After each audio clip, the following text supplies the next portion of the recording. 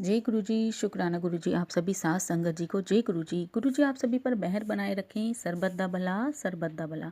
संगत जी मैं आशा करती हूँ कि आप सभी स्वस्थ और मस्त होंगे। संगत जी आज का सत्संग नवीन शर्मा अंकल जी का है, जो कि बहुत ही प्यारा सत्संग है। सत्संग को अंत तक जरूर सुनिएगा ताकि आपको आपके सवालों के जवाब सत्संग के माध्यम से प्राप्त हो सके। संगत जी सत्संग शुरू करने से पहले हम गुरु जी का मंत्र जाप करेंगे।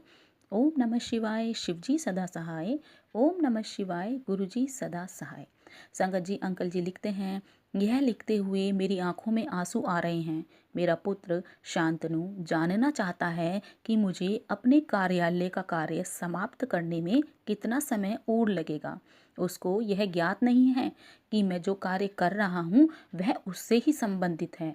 यह लेख 2001 में जब वह मात्र 3.5 वर्ष का था और उसे दौरे पड़ते थे और उसके पश्चात उसके स्वस्थ होने तक का आख्यान है। चिकित्सकों ने सोचा कि उसके रोग का कारण अंधेरे से भय है और उस पर उन्होंने कुछ और विचार करना समय का दुरुपयोग समझा। किंतु दिसंबर 2001 और जनवरी 2002 की अवधि में उसे 2 और दौरे पड़े।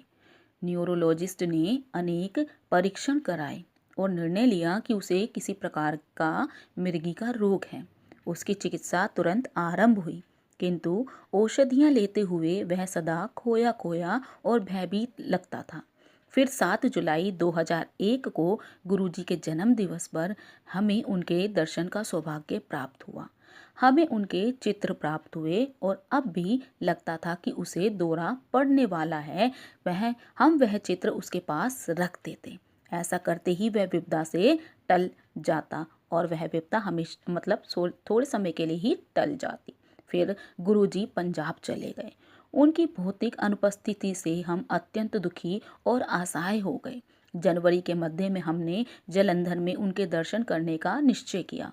दर्शन के उपरांत उन्होंने हमें एक गुरु भाई के घर पर गृह प्रवेश के उपलक्ष्य में आयोजित समारोह में भाग लेने के लिए आमंत्रित किया।